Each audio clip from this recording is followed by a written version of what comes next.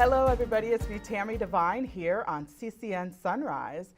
Now a lot of people after high school consider taking a year off to kind of explore the world and discover themselves and things like that. Well, Phyllis Folb with the American Israel Gap Year Association wants you to take a trip to Israel, right Phyllis? I do. Why is that? Well, on a general level, we want everyone to see the gap year as part of the post-secondary experience. Up until now, certainly in the United States, the gap year has been viewed as an extra thing.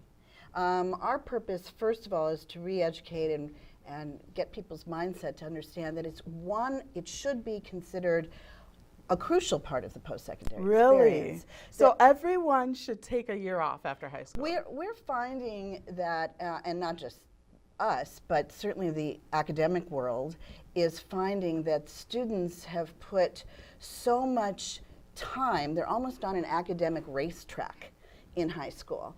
And by the time they get to college, they're actually burnt out. And they're finding that the students are not performing in the same ways that they could be because they lack the focus. They got there and now it's, now what do I do? Because it's like a rat race. It's study, study, study, right, study. And get the good grades, make the GPA, get the good scores on my SATs. And yes, they fill up their resume with things, but there's not the sense of purpose and meaning and ultimate goal in mind, except getting into college. Mm-hmm. But they haven't had their own authentic experiences. So taking that year off is like a refresher, right? Well, yes, it is an opportunity to breathe, and it's an opportunity on some levels to see what kind of impact they can have on the world before they put themselves into a college in which they're heading on to this goal.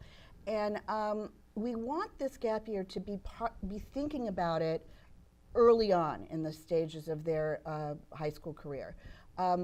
I was a college counselor originally, and you don't create a college culture in the 12th grade. You suddenly don't spring it on the kid and say, oh, I think you should go to college. No.